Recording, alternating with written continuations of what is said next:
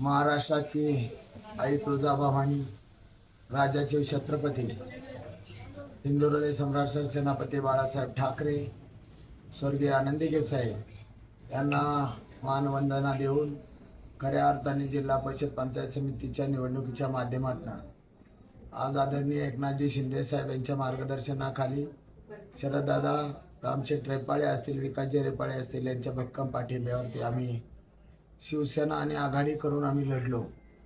खरं तर ही लढाई सर्वसामान्य जनतेने हातात घेतली होती, सर्वसामान्य शिवसैनिकांनी हातात घेतली होती. शिवसैनिकांना खूप मोठा आशा होती, परंतु धनदांडग्यापुढे हे सामान्य शिवसैनिक काय टिकणार हो. धनदांडगे लांडग्यासारखे पळत होते इकडनं तिकडनं, मी पाहत होतो. माझी सुद्धा एवढी मला सुद्धा माझ्या मतदारसंघामध्ये अटकून ठेवलं होतं. ताई तू सुद्धा स्वतः पाहिले, माझी मतदारसंघ तू कव्हर केलाय, तुझं तर खरं तर आभार मानलं पाहिजे. तू सातत्यानं आमच्या मतदारसंघात येऊन मी माझ्या विकास कामांना तू खऱ्या अर्थाने वाव दिलेला आहे, त्याबद्दल तुझं प्रथमतः मी मनपूर्वक आभार मानतो.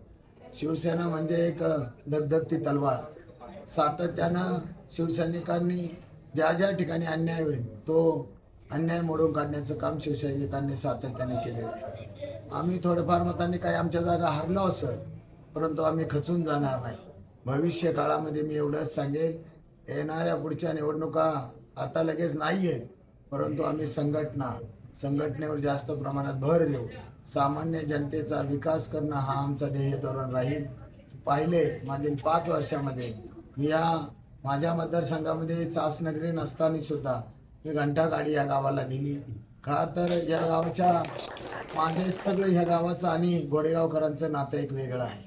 सातत्यानं रोज घोडेगावला येणार आणि प्रत्येक सामान्य नागरिक हा आम्हाला नमस्कार घालणार.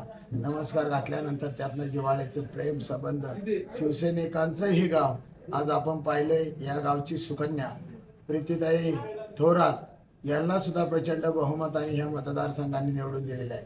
चिन्ह कोणतं आहे याही पेक्षा सामान्य जनता या मतदारसंघातली जिंकलेली आहे.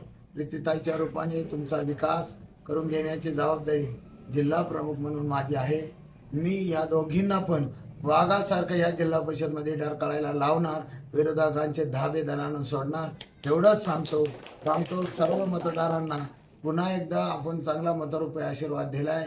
आमच्या मागे जो विश्वास दाखवलाय त्या विश्वासातून आम्ही केव्हाही उतराय होणार नाही.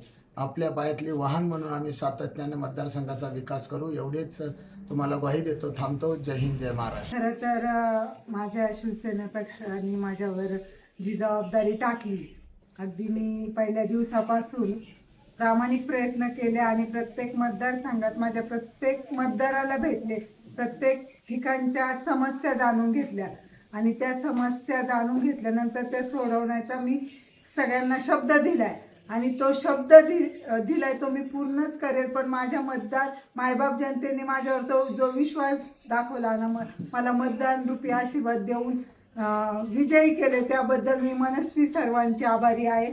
आणि मी सुद्धा माझ्या मागे आशीर्वाद दिले मला, त्यांचेही मी खूप खूप आभार मानेल. धन्यवाद.